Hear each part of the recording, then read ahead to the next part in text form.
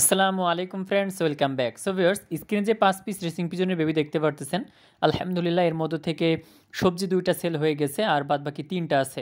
2টা গ্রিজেল আর একটা হচ্ছে আপনার মিলি। সো এদেরকে তো আমি আবদ্ধ রাখছি, দেখতে পারতেছেন আমি ছাদের উপর নিয়ে আসছি।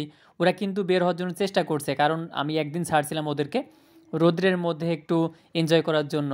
সো তারপর যখন আমি পরবর্তীতে খাঁচার মধ্যে আবদ্ধ করছি, ওরা কিন্তু বাইরে বের হতে চাচ্ছে। সো এটা কিন্তু স্বাভাবিক, যখন একটা প্রাণী যারা দীর্ঘদিন খাঁচার মধ্যে ছিল, খাঁচার জীবন আবদ্ধ অবস্থায় তারা লালিত পালিত হয়েছে সেই ছোট থেকে, হঠাৎ করে যখন তারা একটা ছাড়া বা একটা খোলামেলা একটা জায়গা পাবে, একটু উড়ার চেষ্টা করবে, যেহেতু পাখি তারা। সো একটু ঘোরাঘুরির চেষ্টা করবে, প্রাণী যদি হয়, মানুষ হইলেও দেখবেন যদি একটু ফাঁকা জায়গা পায়, একটু ঘোরার জায়গা পায়, তারা কিন্তু ঘুরতে চায়। তো পাখির ক্ষেত্রেও ব্যতিক্রম নয়।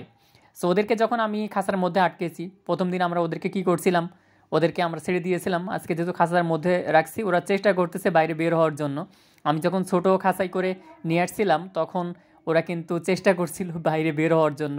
তো আমি ধরে ওদেরকে সবার আমি খাঁচার মধ্যে দিয়ে দিয়েছি। মাঝে মধ্যে আপনাদের রেসিং পিজনের যে বেবিগুলো রয়েছে, ওদেরকে টেপ দিয়ে বেঁধে ছেড়ে দিবেন রোদ্রে। লোকেশন এইভাবে যদি চাইতে পারেন, এটা খুবই ভালো হয়। এটা আমি করতেছি আলহামদুলিল্লাহ।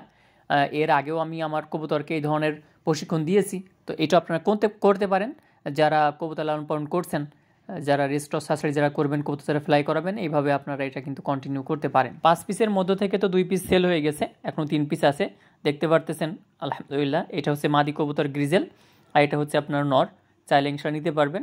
আর এদিকে মিলিটা হচ্ছে আপনার নর। সো যারা রেস্ট সাসারির জন্য কবুতর নিতে চাচ্ছেন, এই যদি 3 পিস নেন খুবই সুন্দর হবে, এবং অল্পের মধ্যে যারা স্টুডেন্ট রয়েছেন তাদের জন্য ইনশাল্লাহ আমি অল্পের মধ্যে ইনশাল্লাহ দিয়ে দিব, সমস্যা নাই।